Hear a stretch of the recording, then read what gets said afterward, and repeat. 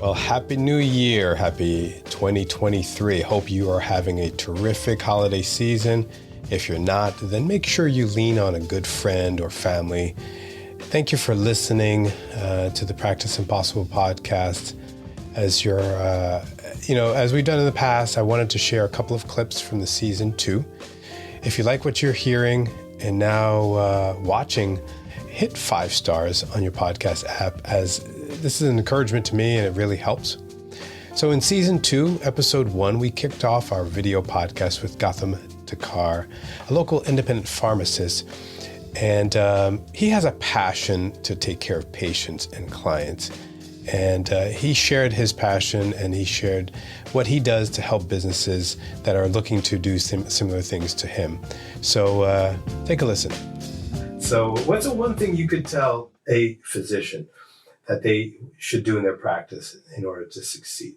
So I try to help physicians understand what they can do. And from your perspective as a pharmacist, you see and hear, talk to a lot of doctors' offices. So what's the one thing you could tell a doctor as a young physician that they could do in their practice to succeed?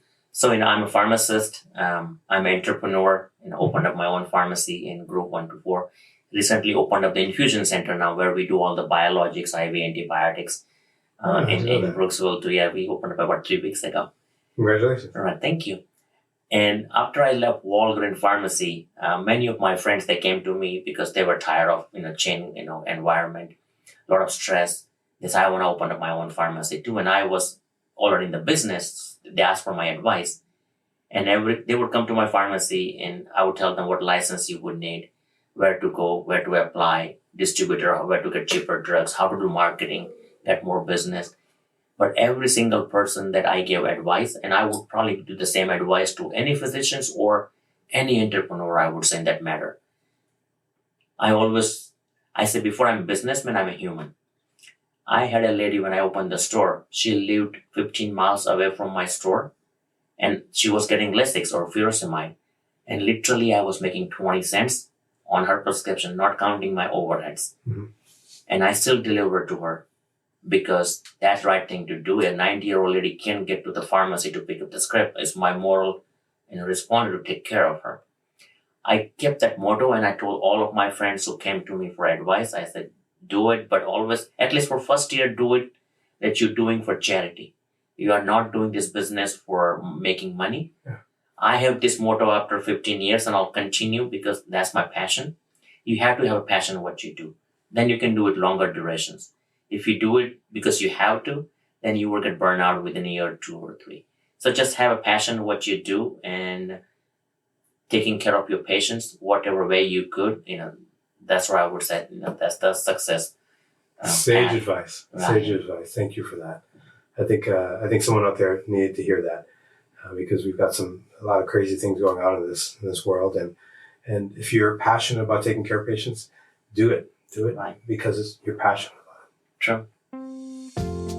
So in episode 2 of season 2, and now that I'm saying these numbers, I think it's a bit confusing because I think I should be using sequences of the numbers of episodes, but I digress. Maybe I'll renumber them in 2024, but let me know what you think.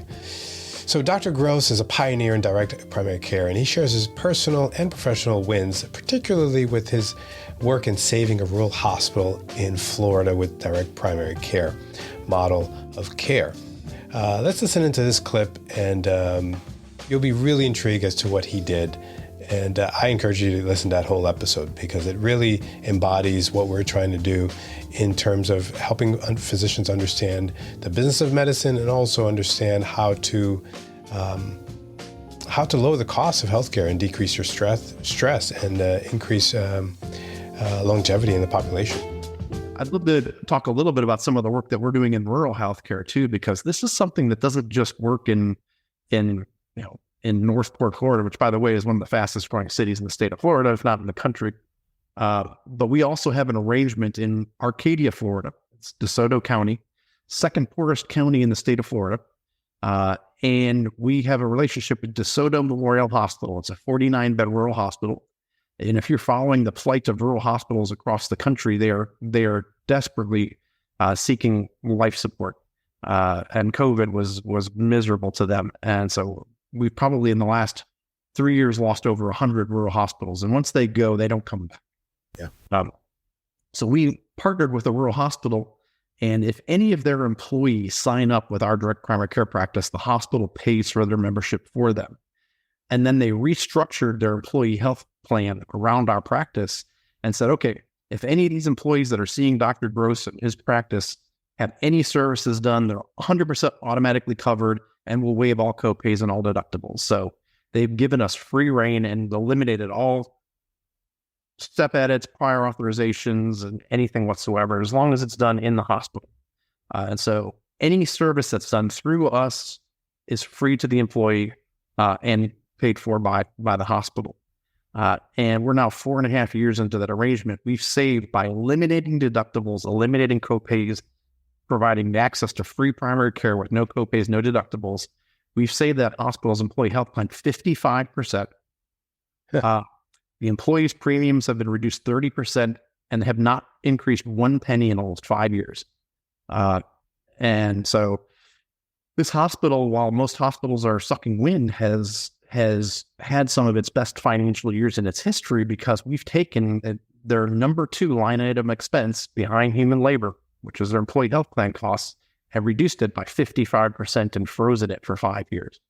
That is something that is unheard of. If that were done in a Medicare population, that would be front page of the New York Times above the fold. One thing your team does not know about you. One thing my team does not know about me. Boy, I'm kind of an open book. Not sure a lot of people know that I spent 3 years as the research coordinator for the Cleveland Clinic for their cardiology program before I went to med school, because it took me 4 years to get into med school. And I applied and got rejected, applied and got rejected, applied and got rejected. And so I took a job as a this is not a one-word answer, took a job as a file clerk. That is great. For the Cleveland Clinic's cardiology program. And in 6 months, worked my way up to the research coordinator of the cardiology research program, which sort of launched my medical school prospects. And so I worked for Eric Topol, who's now the director of Medscape.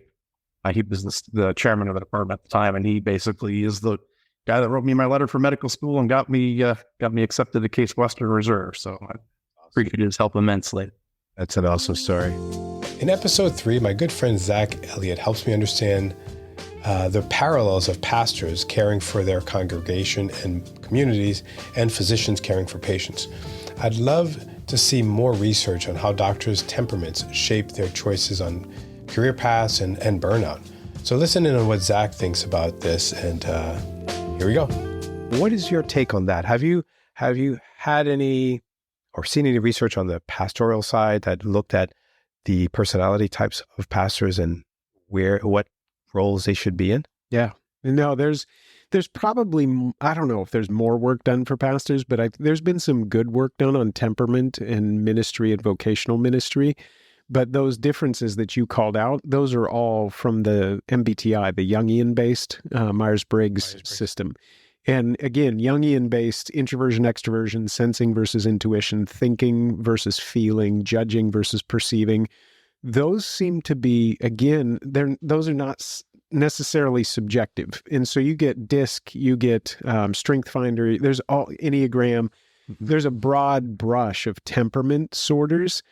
The MBTI, the Jungian based, is a little more data driven, if you want to say it that way. And the reality that we can look at introversion, extroversion. You think about that like an anesthesiologist as an introvert. I hope so. Maybe you've spent your whole life studying and you're comfortable studying and looking at the current data, and that you're comfortable in there. That intuitive gift, if you open me up or you're dealing with the whole of my body, that intuition over time, I think that those could be really powerful indicators in the spiritual vocation, in pastoral care. You think about putting an deeply introverted person who's maybe a thinker, who's well suited to be a teaching pastor, and they thrive and flourish, just nose in a book, thousands of years of church history, studying doctrine, that brings them so much joy. And then to get up and unpack that, they love doing that. But to ask that person to go sit down with a grieving family and make sense of death in the moment, that's not where they're at their best. And so we've asked that of pastors for a long time. We've said, we need you to be great at, exegetical preaching, and we need you to be looking at Greek and looking at Hebrew, nose in a book, hours of study. And then at the drop of a hat, we need you to be deeply empathetic and intuitive and extroverted to sit with this family for hours on end, and then be able to meet new people and welcome them in from the sidewalk and the street. That's a big ask. And so I think that even in Ephesians, there's a great text in Paul's letter to the Ephesians, to a church in Ephesus. This particular church, he said he gave some to be apostles, some to be prophets, some to be evangelists, some to be shepherds and teachers. And that archetype is pretty interesting. There's been some good work looking at temperament and those giftings to say that apostolic gifting is really an entrepreneurial gifting. It's the people who are thinking about pushing the boundary, moving to new contexts, always missional, kind of orienting. They're good for a moment and then they want to pioneer something. Mm-hmm. Prophetic types, being able to read the landscape and apply truth or wisdom into a particular moment, kind of keep the vertical and horizontal alignment of something. Evangelists, being the people who are just outward facing, welcoming people in. And then you've got shepherds who are caring for people and sitting with people, and the teachers who are really holding on and passing down wisdom. Yeah. And in Paul's letter, he said, that's 5 different giftings, and you need those working as a team. And I think medicine, if we think like that, I'd love to see more data. I think doctors may feel a lot of freedom to practice free. Yeah, and also to get the resources that they need to supplement what they are not good at. I think what we're doing is telling physicians, you're going to be an ER doc, you're going to be able to do this X, Y, Z, and then when a patient dies or family member dies, you have to go tell the family. They may not be equipped to deal with that. And as you talk about that, I'm like thinking, how much stress are we adding to their lives? Well, think about a team environment where you have a chaplain, you have a doctor, you have a social worker, you have, a team approach to medicine where that doctor is a part of a team, but we want that doctor practicing their specific craft and being excellent at it, and not asking them to then have to apply that across this other spectrum of things. That's a huge ask of people. And it is temperament driven, gifting driven, expertise, training and experience, all that. Yeah. So then how do you tell a patient that doctor's not good at that? Because they're expecting you as a patient, I would think, be good at everything. To be good at it, you need to be the God. You are the God, quote unquote. So that's interesting. Very interesting. I don't know if we can segue, or you want to segue to concierge medical, but that's a great look. And maybe culture is changing, because I know I might be a great friend. I'm a great audience member to your podcast because I love and appreciate what you all do and the practice of medicine. And I think as somebody who relies on that great care, I want you to be great at helping me understand what I need most. And so if you say, well, I'm going to invite the chaplain to have this conversation. Yeah. I'm going to invite this person in. What you have is my trust. In episode 3, Aaron Dixon, my chiropractor, explains why he thinks fear is what gives the profession a bad rap. I love this discussion because you can tell Aaron was speaking from the heart and he loves what he does. So take a listen. Why is it that chiropractors get such a bad rap? Ooh, well, that's a good one. So it probably has to do with perception of danger. That's one of them. Perception of danger. Perception of danger, correct, right? So it looks scary, or it sounds scary, or it is perceived as dangerous based on the outward appearance of what a chiropractor is doing, right? Twisting your neck, popping your neck, doing things like that. Think about if you've never had a chiropractic adjustment before and you walk in and it's usually we're the last option, right? Like, I've tried everything else. I don't want surgery. Let's try something different. I can't get rid of my back pain, or I can't get rid of my neck pain. I'm in pain. Like, this is a scary thing. Somebody's going to manipulate my spine. Like, I'm going to get paralyzed. That's a common fear. Mm-hmm. And I like to address that as it's common. It's and it's your perceived, you're perceiving that's what's going to occur. So I have to address that, and it's okay, it's fine. Like that's a normal thing I hear people say to me all the time, and I just tell them like, it's one, it isn't dangerous. If it was, we wouldn't be here, right? We've had a lot of fighting along the way to become relevant. Yeah. Or even accepted. Accepted, right. And we still aren't there, but we've come a long way, I think, as a profession, because we just don't really hurt people. Okay. Is it dangerous? No, it's not. It's just not. Right. Yeah. People, I'm not breaking necks. We're not paralyzing so people. You've never paralyzed anyone? No, never. No. Never broke someone's back? No, you can't do that. No.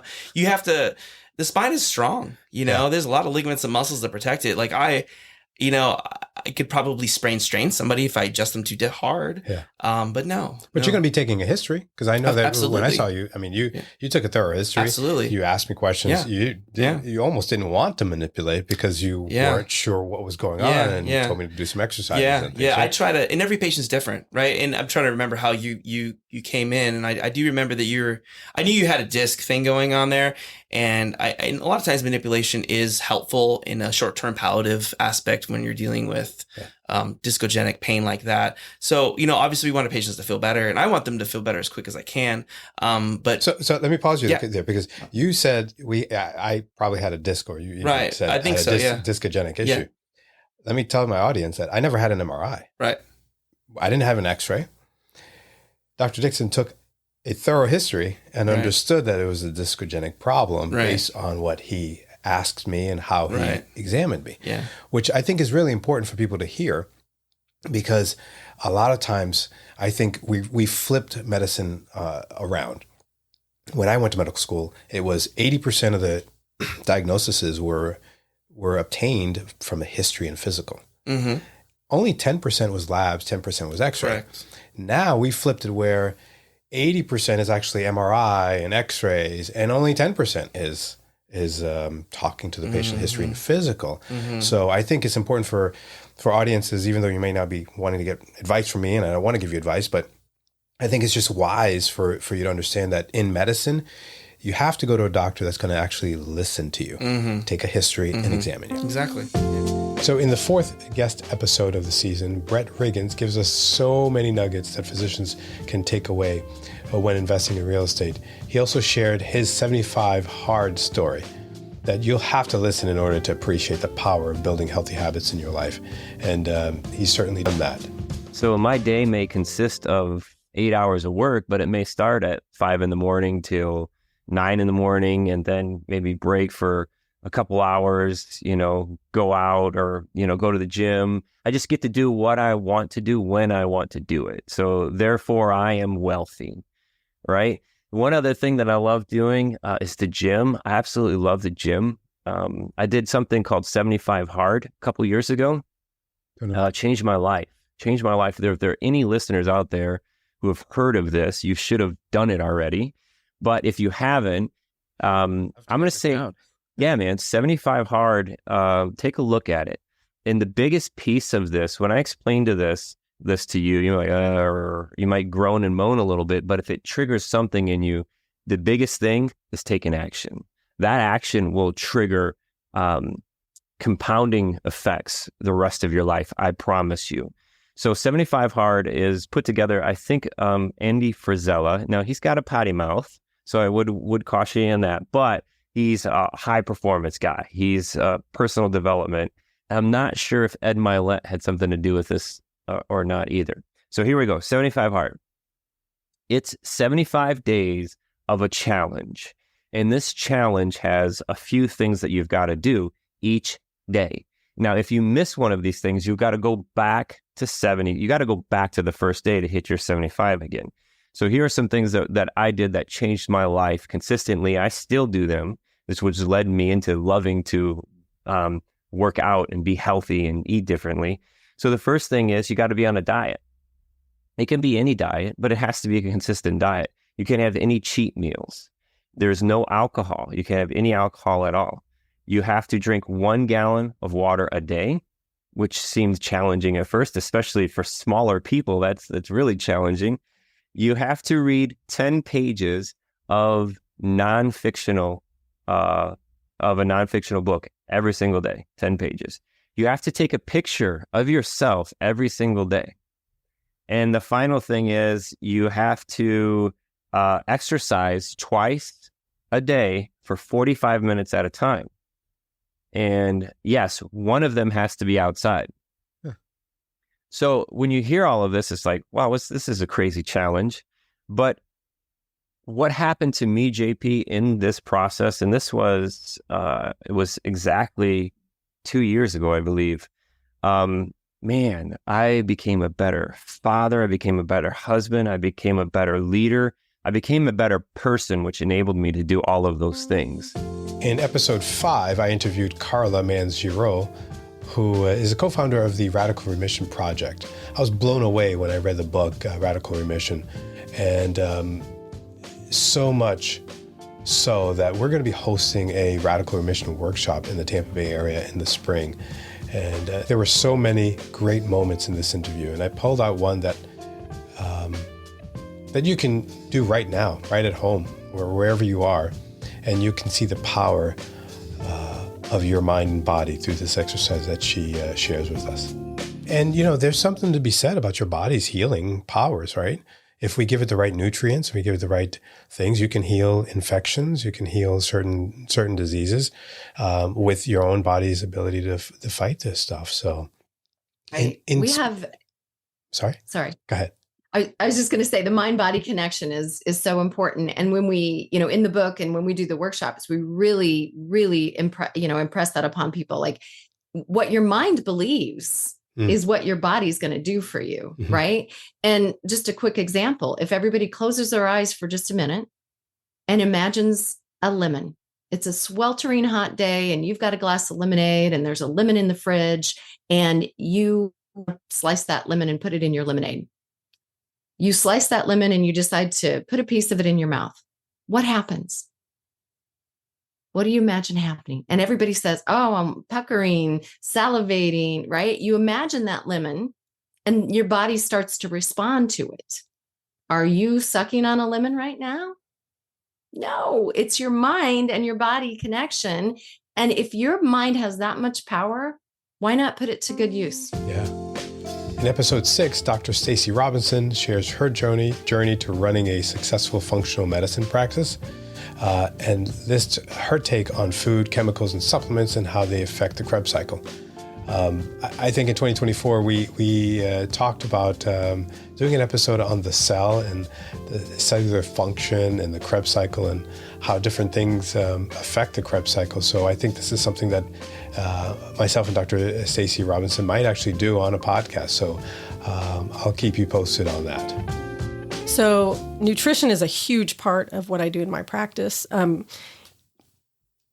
a little bit back to the Krebs cycle. Yeah. Okay, so one of the lab tests I do is called a NutriVal by Genova Diagnostics, and it's a functional medicine lab to look at what the patient might be deficient or in need of to make the Krebs cycle work better. And for those who may not know, the Krebs cycle is how we take food and turn it into energy for our cells.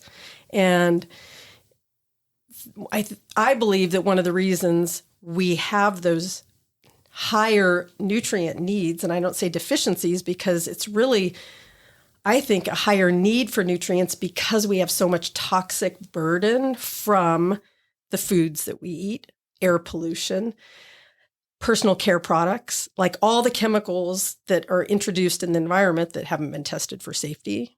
And it's putting a burden on our Krebs cycle, right? Yeah, so we need more nutrients. Yeah. And I think looking at the Krebs cycle and trying to figure out which nutrients you need more of, what your glutathione levels are, because glutathione is one of the most important antioxidants and it helps regenerate ATP. So, we are seeing a lot of mineral deficiencies because minerals are used for all those oxidative stress pathways. And I truly believe it's our toxic burden that's driving a chronic disease. And it's not just my belief, there's evidence that that is the case. So in the last episode of 2023, Jamie Schrier describes how he went from being a burned out physical therapist to a business coach for healthcare providers and their businesses. And you'll hear his story and hear how he actually had a literal burn down or burnout of his office. And you got to hear the story to believe it. In that same episode, we also had fun with some rapid fire questions. And his pick for the next president was just hilarious. I'm going to share the reference to that answer down below. So check it out in the show notes. Who's going to be the next president of the U.S.? One of my favorite movies is Brewster's Millions with Richard Pryor. In the movie, he had the little box that said, "None of the above." My hope is none of the above, but I have no idea. So happy New Year, and thank you for listening. Thank you for watching. Lots more episodes and activities coming in 2024. So stay tuned, subscribe, share this podcast with someone you know and someone that you love. We appreciate you listening, and we'll see you in 2024.